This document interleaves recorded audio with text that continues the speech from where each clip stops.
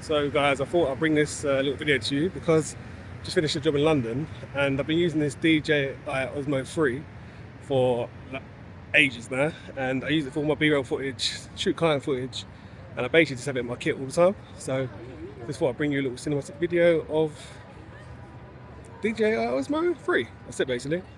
So yeah, just finished the job, so I thought I'd make my way to London and get some shots so you guys can see what this thing can do. And at the moment it's on the face track, so wherever I put my face it just follows, which is crazy. But yeah, peace.